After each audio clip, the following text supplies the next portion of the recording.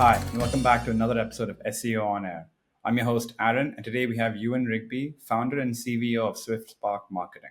We talk about how we started SwyftSpark and how it differs from other agencies, what are the qualities people need to have in leadership roles, and how link building can be done through digital PR. I hope you enjoyed this episode.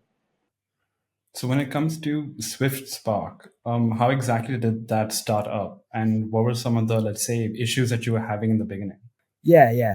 So like I said, I kind of knew that going down the agency route was the route I wanted to go down. And part of that was because I kind of always knew I wanted to own a business as well, right? Ever since I was like very, very young, Right. maybe like 5 or 6, I knew that was the route I wanted to go down in life. So I think very simply, like I said, it was like a natural progression, right? You go into digital marketing, start the digital marketing agency. And SEO in particular was the kind of area that I took a particular liking to. At the end of the day, I loved everything about it. I was half decent at it, which always makes it a little bit better.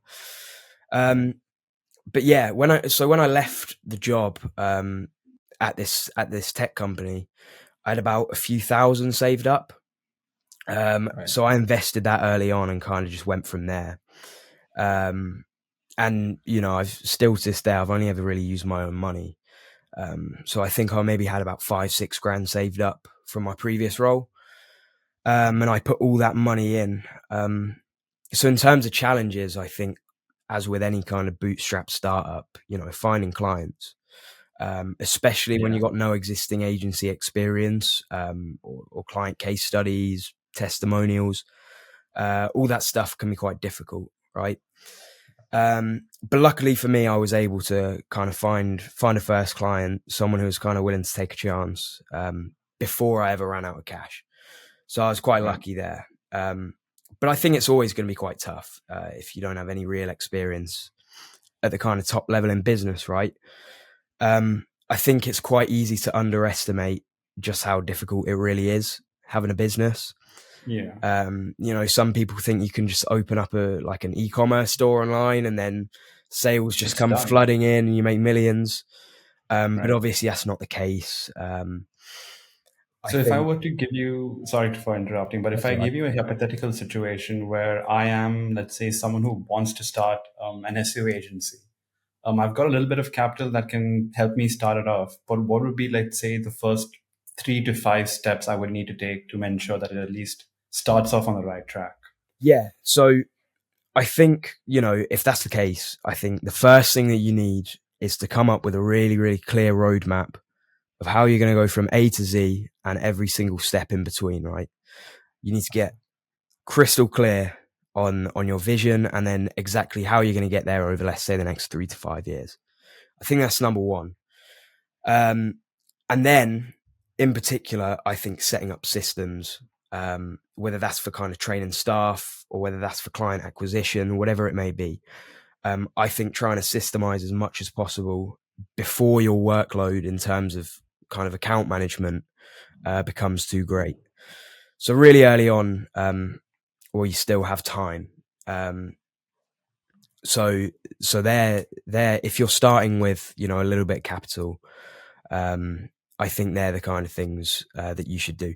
And potentially, one of the things that I looked at early on was taking on kind of free work, so that you can get case studies and testimonials, and start onboarding paying clients, maybe at lower rates. And then obviously, as you start to build that social proof, you can kind of up your rates a little bit. But I think the number one challenge for any business, and kind of going back to the previous question as well, I think the number one challenge, and something that's very important when it comes to scaling the business, is people. And I think that managing people is much more of a skill, and that skill can kind of be picked up and learned over time. I think that leading people is more kind of something that comes naturally. That's not to say it can't be learned, right? But I think it's almost a bit like sales in that respect. Some people are just charming and sales comes naturally to them. Other people kind of have to take a bit of a step back and learn and practice. So to kind of jump back to the hypothetical, if let's say I do start off my agency with the right steps, like you mentioned, um, and I'm not a natural born leader, what are some, let's say, qualities I could probably learn over time that would help me become a better leader? Yeah. So, I mean, at the end of the day, I could kind of sit here and list off like 100 qualities, right? We could have another podcast episode just on leadership qualities. Yeah, all the kind of, you should be self-aware, you should be empathetic, you should do this, that. But I think that first and foremost, if you're going to lead people, right, I think you need to be able to see into the future to an extent. And, Okay. nobody knows for sure what's going to happen over the next week or the next month or the next year. I mean, least of all people in the SEO industry, right? Right. Least of all. Every day is a different day. Yeah. But you don't need to know with 100% certainty. I think you just need to be able to see the potential obstacles and the potential solutions, the potential opportunities, and how you can make the most of those opportunities when they come to you, and plan accordingly. Like I said, with that clear roadmap, never leave anything up to chance. And then absolutely, like crucially, I think one of the most crucial steps is you got to be able to communicate that effectively with your team. Right. Right. I mean, I think one of the great examples of the kind of like visionary leadership, right, is Jensen Huang and NVIDIA, right? And Right. they're a great example of that. I think they're like strategic shift towards focusing on AI. And I mean, just look at their stock price and look at their market cap. Right. What are they, like third biggest market cap now in the whole world? They're The like thing was that I didn't hear much about Nvidia for a while, and then I think this yeah, year itself they've blown up so yeah, much. they came from nowhere. And then on the flip side, right? On the flip side, you've got Google's like total failure in the AI department, and everyone's Right. calling for Sundar Pichai to retire. No, retire. Yeah. Sorry, resign. Everyone's Resign. calling for Yeah. him to resign.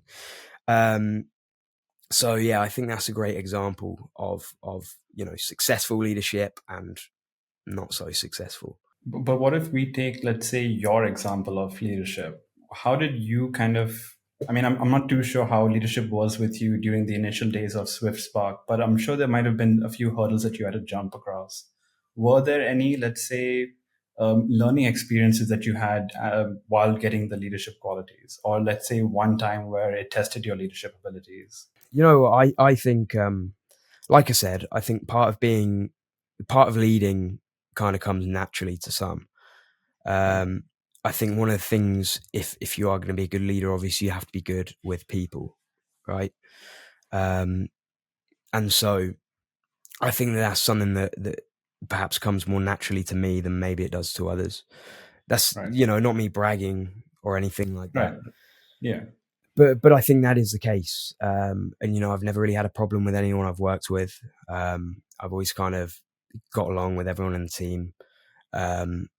And in terms of but I would say that's almost more the management side of things. I think in terms of leading the agency forwards, I think our Right. shift towards focusing on, say, digital PR is something that we did to kind of future proof the agency operations.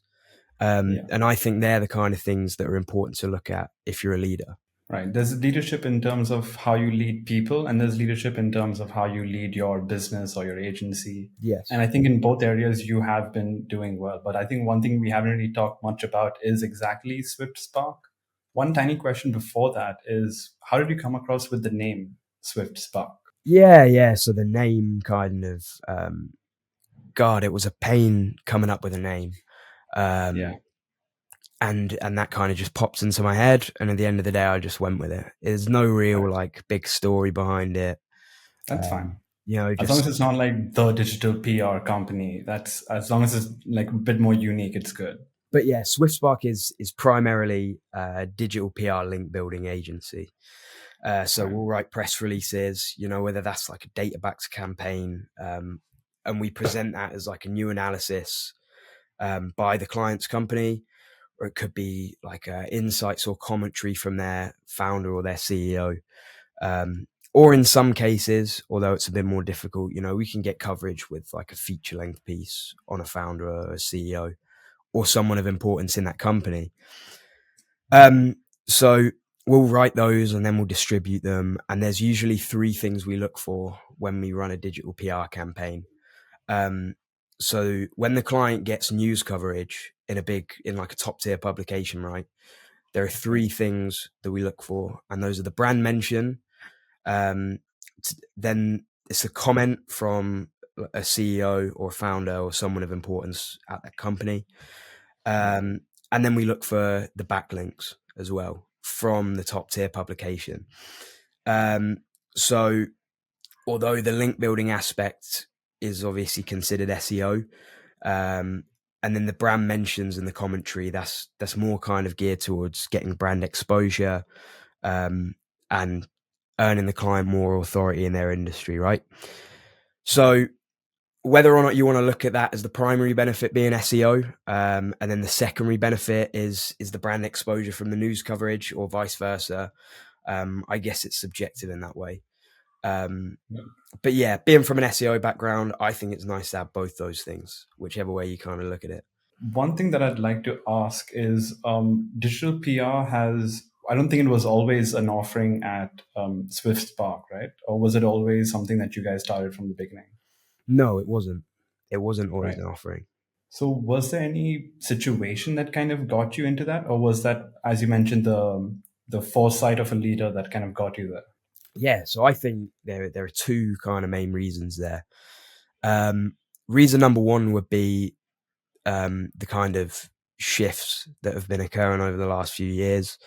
Obviously, as Google kind of moves away from backlinks as a ranking factor, although they're still significant, obviously Right. moving more towards that content and the user experience, right? I think while any good SEO strategy is still going to include link building, I think it's digital PR is by far the best form of link building for the reasons Right. that I just mentioned, because you get the brand exposure, because you get the industry authority, and because you get that potential to maybe use those features as marketing collateral, let's say. So I really think it's got more value than just the SEO. So I think that's one of the reasons why digital PR is going to become maybe the most popular way to build links. Right. Do you feel at some point in time you might be able to use AI to your advantage as well when it comes to digital PR specifically? Because I feel like everyone's trying to use AI in terms of content marketing or just in development. But Yeah. in digital PR, can it help out? So I personally don't think that the capabilities are there to like completely outsource to AI, if you like. Right. I think the actual copy itself it comes out with doesn't sound that great. Yeah. It's got really bad readability, really vague insights, and just isn't of the quality that you would want, whether that's for a press release or whether that's for like web content. Yeah. I also think it's really, really obvious when something's written by AI. Um, Yeah. We've and noticed it. yeah, and I think that can be quite a bit of a turn off. I mean, it definitely turns me off. Um, so that can, if you're using AI for web content, then that might also harm your user signals, you know, Right. um, if people aren't as engaged in the content. Now, you know, that being said, I don't think it necessarily matters how the content is created, as long as it's of a certain quality, right?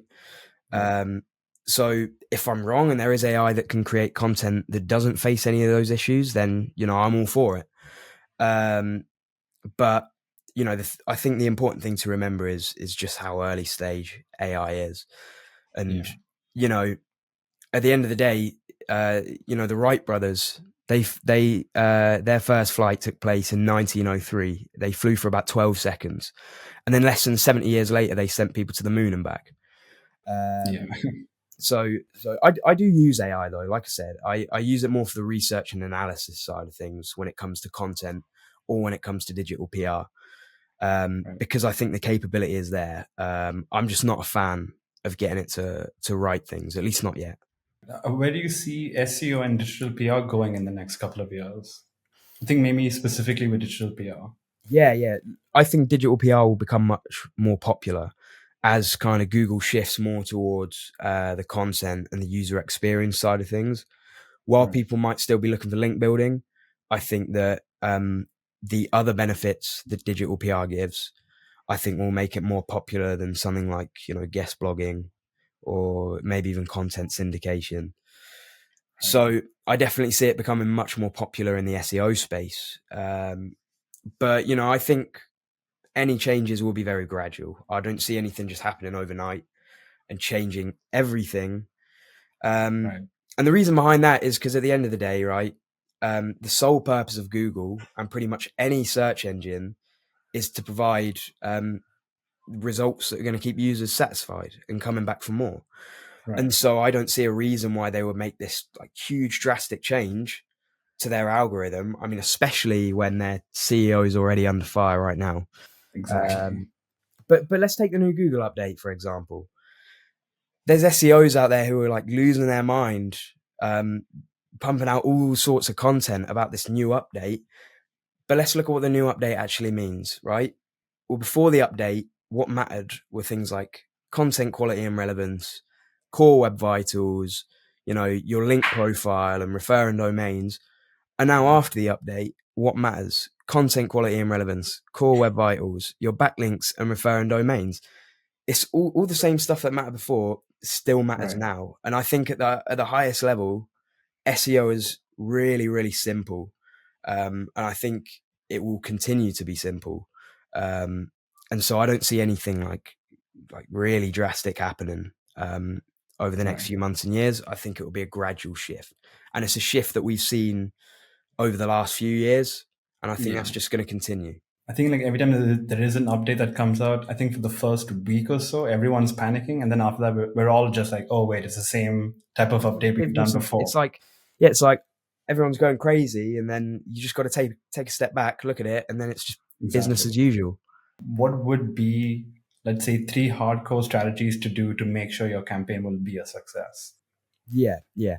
So number one thing, at the end of the day, you can almost break it down by stage. Even I think number one thing, right off the bat, your story needs to be newsworthy, right? Like, could you see that story being published on the front page of a newspaper, for example, or is it just some press release about some like product that nobody cares about and nobody's going to be interested in? I think Right. it's number one. It's got to be newsworthy. Number two is just very simply make sure you nail the basics. Make sure that you've got an interesting subject line. Make sure that you're clear, concise, to the point, and you're going to be able to hold that journalist's attention, so that they don't simply just click off and delete the email. Right. Yeah, and then I think the third most important thing is targeting the right journalists. Is making sure that you got distribution nailed down. You need to target the right journalists. They obviously need to be from relevant publications. They need to be somebody who publishes stories that are within the realms of what you want them to publish. Right. And also, it's always nice when if you personalize the outreach message, if you say something in the intro, if you say, "Hey, look, I love this story you wrote last week." Let's say you're publishing a story about SEO, and you say, "Hey, I saw this story you wrote last week about link building. I really loved it. I thought XYZ was great." Right. So really nailing down the distribution, getting your messaging right, and then just getting to the point. How well does clickbaity content work when it comes to digital PR? If you mean clickbait in terms of the subject line is something that's kind of totally different to the story, then Yeah, like fine. If you CEO loses arm to alligator, and then when you click it, you just find out the CEO hired a bunch of people. yeah, But well, because of that intro, you kind of want to read into it. then your email will probably get lots and lots of clicks and not a lot of coverage, or Right. it will get lots of clicks and no coverages because no coverage because at the end of the day, either your story is interesting enough to be published and it's newsworthy enough, and so you shouldn't really have to be clickbaity in your subject line, Right. or your story is very poor, so you feel the need to write a clickbait subject line, your email Yeah, gets loads of clicks, and then you would probably irritate a lot of the journalists, and they would probably never accept any pictures from you ever again. fair. And But I when, feel like at the that's end of the how day, things are going nowadays, where they feel like they don't have the best content, so they need to clickbait with a better title or with a better heading. yeah, well, one of the big things as well that you got to bear in mind with digital PR is you want to build good relations with journalists if you want them to publish your stories on a regular basis, if you want to keep reaching out to them. If you're running campaigns on a regular basis for a client and they're a really, really relevant journalist to what it is the client does and the stories you're trying to publish, and then you send them a story and you piss them off by writing this subject line that's just completely unrelated to the story, like they're never going to Right. accept another pitch from you ever again. Right. I mean, and they probably shouldn't, because if that's how the way things are going, we're all kind of just scamming our way through. What do you Um, mean? in the sense, like if we all kind of made clickbaity titles and we're not going to get in touch with these journalists, we're just trying our best to sneak in subpar content and hope it gets published. Yeah, But yeah. we shouldn't. No, absolutely not. Because I don't think it. I mean, first and foremost, it wouldn't get published. Yeah, And like I said, secondly, they probably not accept any future pitches from you. exactly. So you're basically blowing your chances both at the time and then, at any point in the future, you're completely blowing any chances of getting published on the publication through that journalist in particular. Is there, let's say, a way, and I won't use this particular situation, but let's say I find a journalist who can publish my article and we are on good terms, but something or the other happens and they're not really on good terms with me anymore. But I know that they're a good source to distribute my article to a good amount of people. Is there a way to kind of better that relationship with a journalist? Or would it be better just to cut it off and find a new one? I mean, at the end of the day, it depends what you did. I mean, Right. if you like, I don't know. It depends what you did. If you stole that journalist's girlfriend, then Well, yeah. probably find a new journalist. If you just sent them a bad pitch one time, then you're probably all good. So, Okay. but yeah, obviously, finding it's always good to distribute to new journalists anyway and trying to build new relationships. But yeah, at the end of the day, there's probably hundreds of thousands, maybe millions of journalists out there in the world who could publish your story. So try not to limit yourself. Right. And not go after their girlfriends. Got it. Yeah, Um, absolutely. One more thing is that if I again went back to doing digital PR all by myself with not much education and not much of a team as well, where would I start to find journalists or other distributors? Yeah, so um, there are quite a few services you can use. So like Prowly or Just Reach Out. They're good places to find journalists, and then you can use them as an outreach tool as well. So you can find the journalists that are relevant to your story and then pitch that to them. Or very simply, just by searching the web, searching for kind of similar stories, looking at who's published that and where, and then finding the journalist contact details. Obviously, that's going to be a much Bit less more effort. efficient route, but Right. it's probably going to be free as opposed to paying for platforms. So it depends what your budget is, really. All right. And if, I mean, this was kind of like the steps SwiftSpark had taken themselves as well, right? Through the internet and through these sources. Yeah, using those online platforms to find journalists and reach out to them. That's in my opinion the most efficient way to do it. Where is the future for Ewan Rigby and SwiftSpark? What are the plans for the next year and a half or so? Yeah. So over the next year and a half, really the main things we're looking to do are obviously, business development, take on more clients, take on more members of staff. I mean, pretty simply put, I think right now we're very firmly in the digital PR space. Right. I don't necessarily see that changing for over the next year and a half. Maybe over the next 3 to 5 years, we'll start to look at going more into the kind of SEO space. But we're already very much in a kind of horizontal market. in terms of who we work with anyway. And then in terms of myself, again, right now, my commitment is 100% with the agency, and trying to scale our operations. And that's the next year and a half for me, professionally. But if you had, like, let's say 2 to 3 minutes to give a plug for yourself and SwiftSpark, this would be your time for it. We do digital PR link building. So we get businesses, regional, national news coverage, and build backlinks for SEO. So that has two main benefits, obviously. Firstly, better search engine rankings. And secondly, obviously, the massive brand exposure. We've got client campaigns in front of 500,000 plus people from a single campaign. In our last campaign, we built 25 plus backlinks for a client, most of which were DA80 and DA90 plus. So thank you so much, Ewan, for the chat. I kind Yeah. of learned a lot about digital marketing in one call, which is saying a lot because a lot of people need multiple classes to get to that point. But I feel like you've really dumbed it down and made it easier for me to understand. So thank you for that. And I hope you have a great time. Yeah, thank you for having me on. It's been great. Thanks for watching that episode. I hope you enjoyed. For more videos like this, make sure you like and subscribe.